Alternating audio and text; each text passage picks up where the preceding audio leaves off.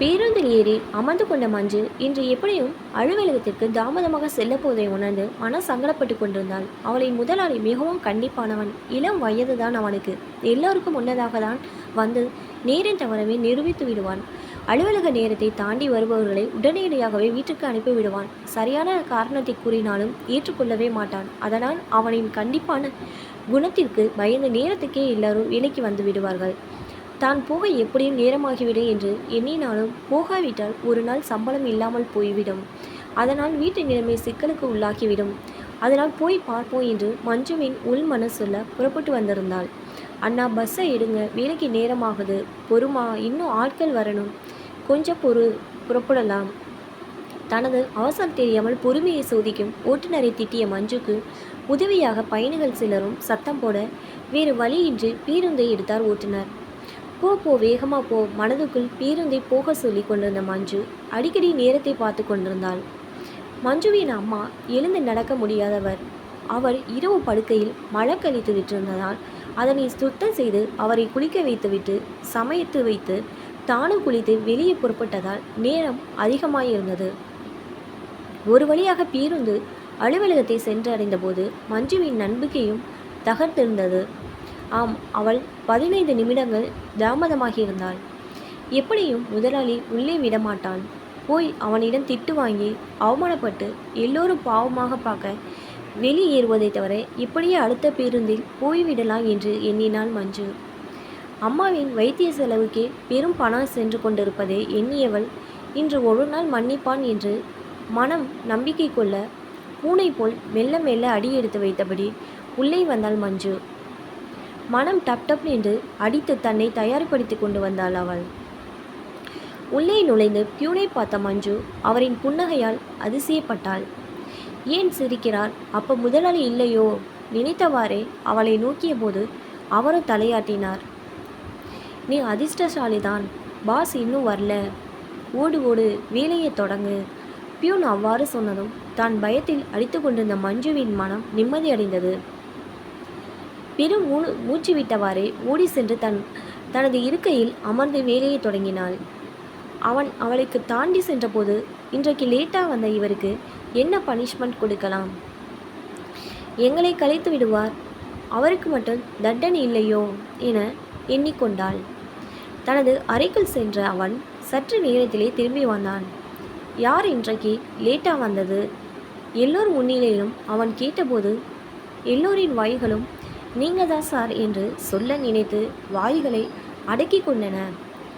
இன்று கண்காணிப்பு கருவியை பார்க்க மாட்டான் என எண்ணியிருந்த மஞ்சுவுக்கு அவன் பார்த்துவிட்டு தான் வந்து கேள்வி கேட்கிறான் என்பது புரிந்தது.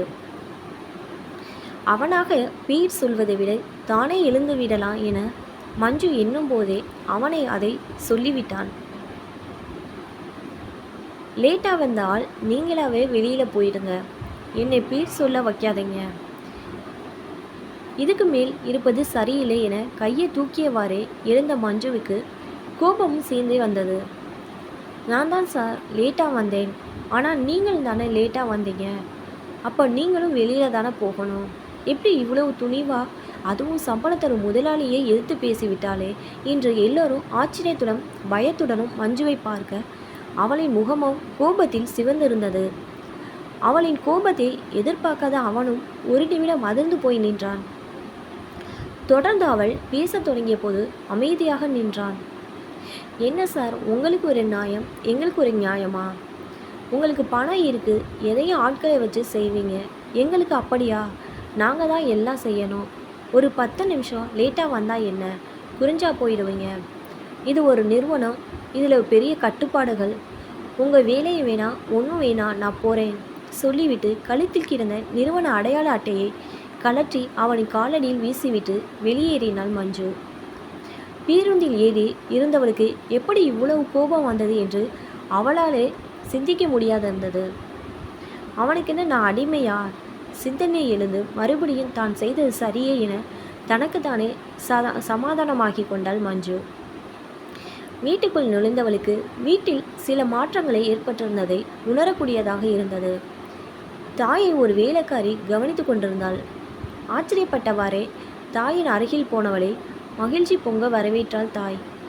நீண்ட நாளின் பின்னர் தாயின் முகத்தில் மகிழ்ச்சியை கண்ட மஞ்சுவின் மனமும் நிறைவடைந்தது. யார் நீங்க? உங்களை யார் இங்கு வர சொன்னது? அம்மா, யார் இவங்க? கேள்வி கேட்டபடியே தாயின் அருகே அமர்ந்த நினைத்த வேளை வாசலில் ஒரு பெரிய வாகனம் வந்து நின்றது.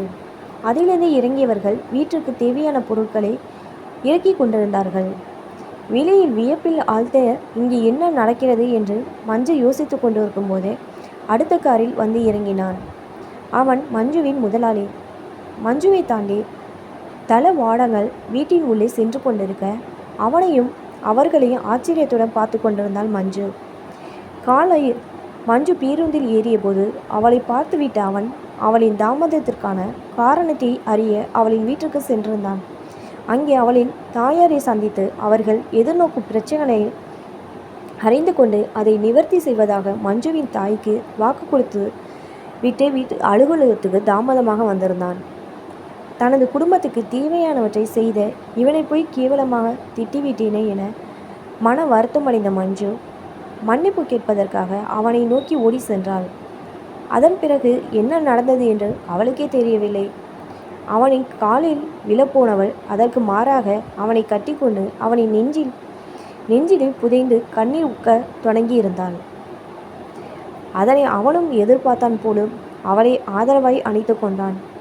அப்போது இவற்றை எல்லாவற்றையும் பார்த்து கொண்டிருந்த அவளின் தாயாரின் கண்களில் ஆனந்த கண்ணீர் பூக்கத் தொடங்கியிருந்தது.